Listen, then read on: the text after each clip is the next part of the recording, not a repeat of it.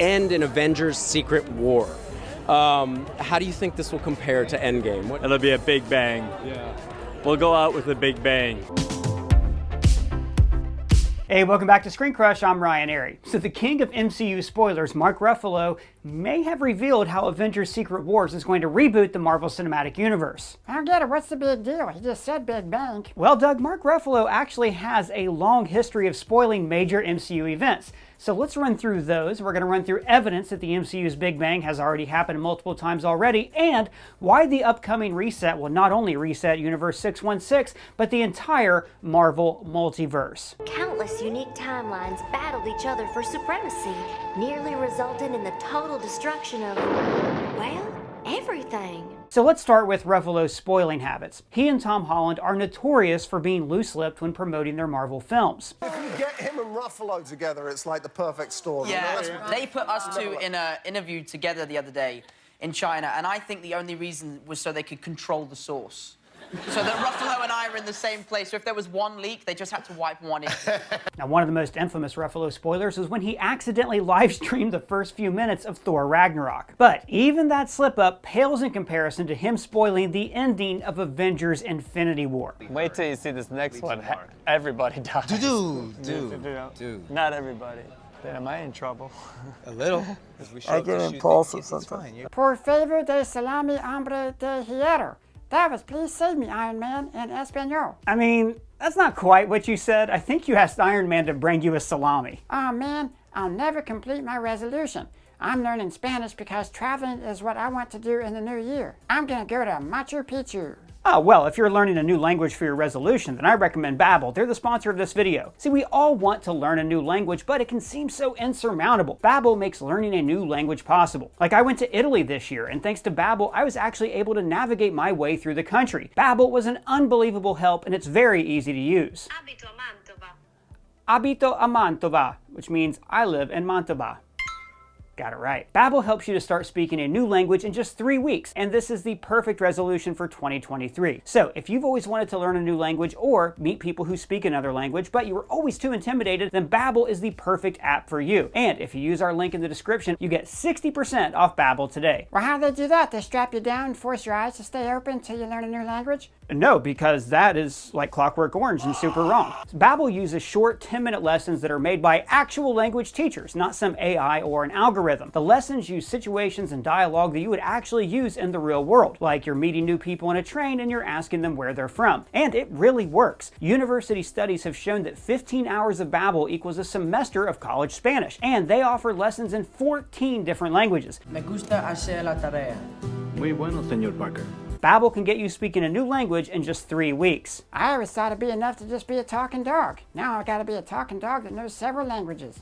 That's right. Babbel has a few different subscriptions to choose from, including a lifetime subscription. So guys, if you're interested in learning a new language, this is a great opportunity to try it out. Click our link in the description to get 60% off Babbel today. Now back to what I was saying. We think we may have found yet another slip-up. At the She-Hulk premiere, Ruffalo had this to say when asked about the upcoming Secret Wars film. Kevin has obviously revealed that all this is going to kind of end in Avengers Secret War.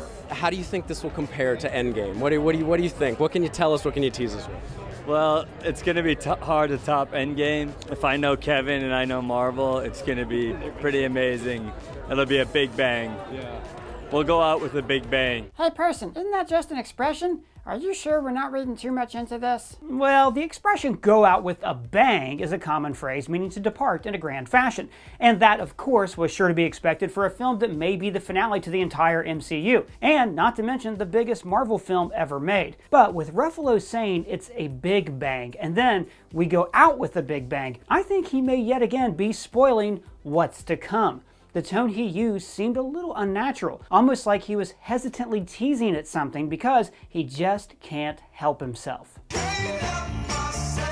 It is likely that Kevin Feige has let Ruffalo and other high-level MCU alum know about his plan to relaunch the universe, and perhaps even his plans to move on from Marvel Studios after Secret Wars. Now, we've heard mention of the Big Bang several times in the MCU.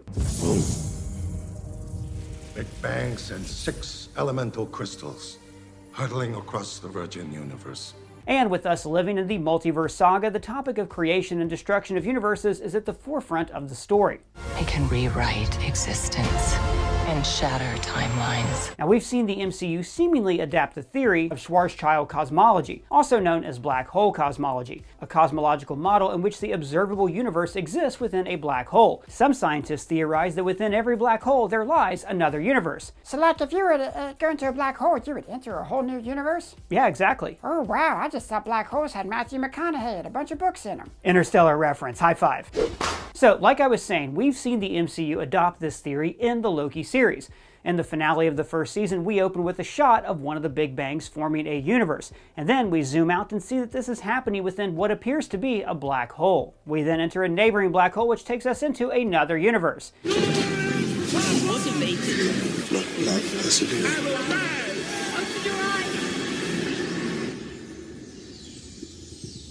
Yeah, so what's the deal with that? Is the sacred timeline like inside that black hole? Well, the way it was depicted was a little confusing, but we actually asked Loki writer Michael Waldron how this works, and he confirmed it on ScreenCrush.com. The sacred timeline consists of all existing timelines, aka all existing universes. Each strand of time is its own universe flowing parallel to the others in a circular motion, thus making up the totality of the sacred timeline. But I thought the multiverse wasn't created until Sylvie killed He Who Remains. No, there's actually an existing multiverse within the sacred timeline that was designed by He Who Remains. A multiverse that does not allow for the existence of any Kang variants. A multiverse with parallel universes that travel alongside one another, but not a multiverse that can expand. It is contained. Meaning that the sacred timeline includes many universes, such as the mainline MCU, which is Universe 616. It also has the Tobey Maguire and Andrew Garfield Spider-Man universes, and the various other timelines that we saw in the show Loki, like one, for instance, where Loki was born as a woman. So the TVA only prunes timelines that would lead to a variant of He Who Remains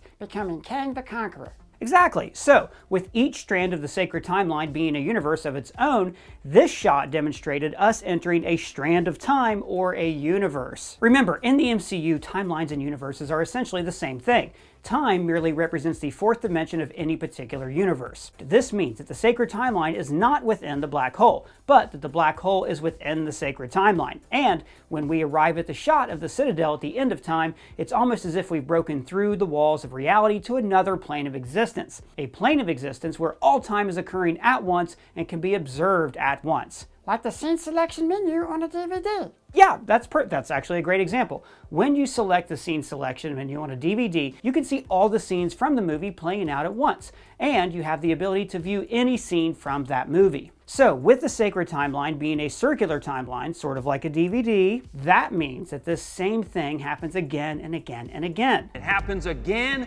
and again and again because it's supposed to, because it has to. This means that chronologically the beginning of time occurs right after the end of time. So it could be theorized that the end of time and the destruction of the universe is what caused the Big Bang to begin with, which then creates the universe and the beginning of time all over again. And again and again. This is a theory known as the Big Crunch. The Big Crunch theorizes that the ever-expanding universe stops expanding outwards and instead reverses the expansion inward, causing the universe to recollapse on itself. This huge amount of energy collapsing in on itself then creates such a dense amount of energy in a single space that it would cause a Big Bang. Yes, a Big Bang recreating the universe, making it expand billions of light years and then eventually repeating that cycle of collapsing on itself and exploding again. Now, this theory applies solely to individual universes, but what if it occurred on an even bigger scale? A Big Bang that created the entire multiverse. What if the multiversal war we heard mentioned in Loki? Long ago, there was a vast multiversal war.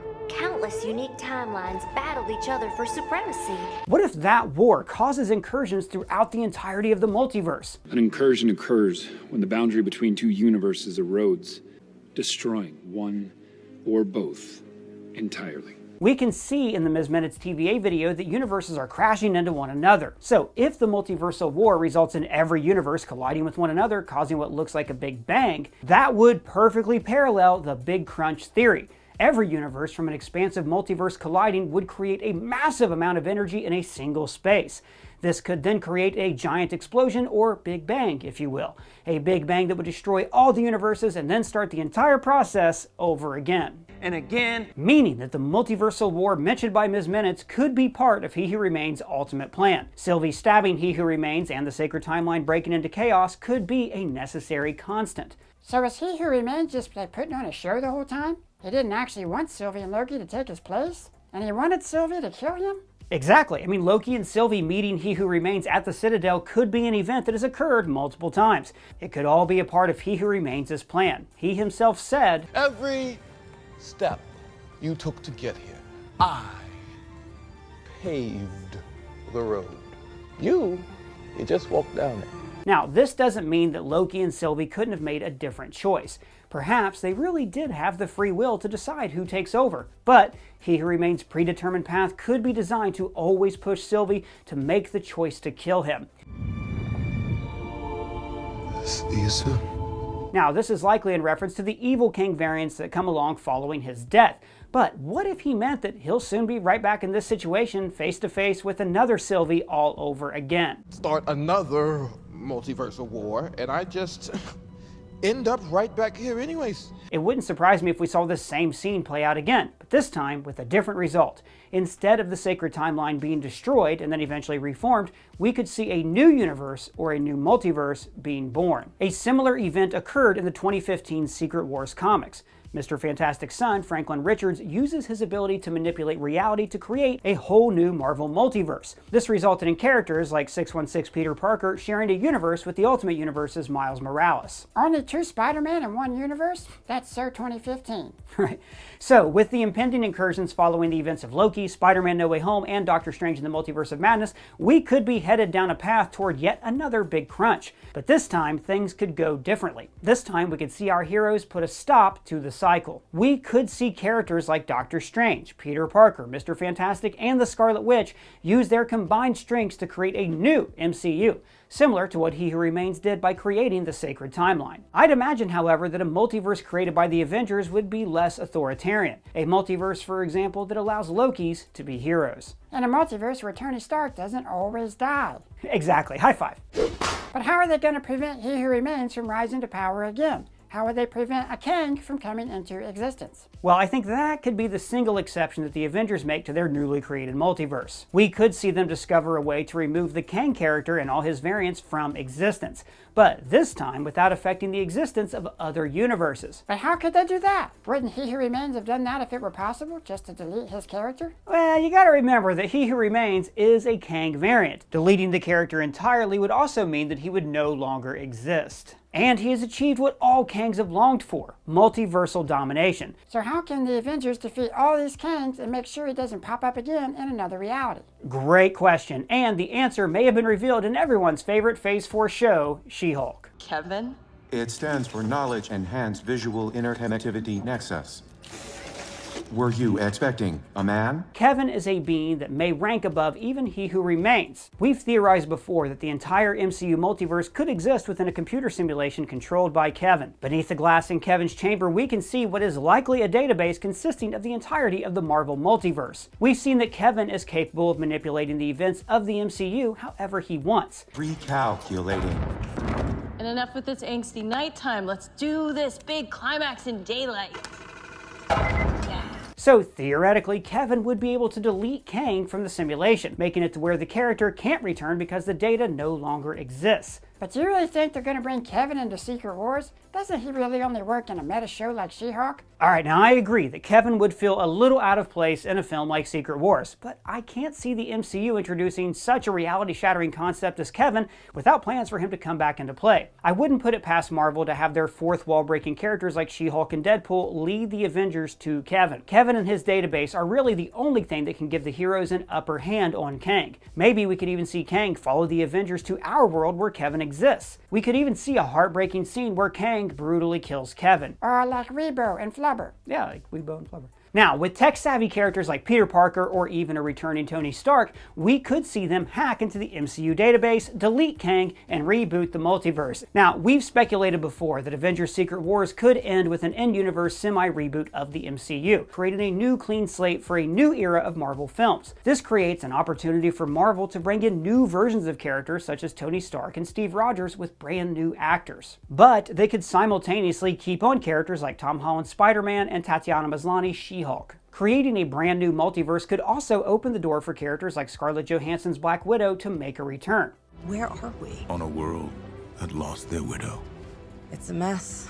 So, do you think that Mark Ruffalo has yet again spoiled the ending of another big Avengers movie? Could the multiversal war be what triggered the destruction and creation of the multiverse time and time again? And do you think that we'll see our heroes travel to a whole other plane of existence, even beyond that of the sacred timeline in Secret Wars? And by the way, everybody, just a reminder, if you're interested in learning a new language, check out Babbel today. Click the link in the description to get 60% off your order. But I want to hear from all of you. What do you think about this? Let me know in the comments below or at me on Twitter. And if it's your first time here, please subscribe, smash that bell for alerts. For ScreenCrush, I'm Ryan Airy.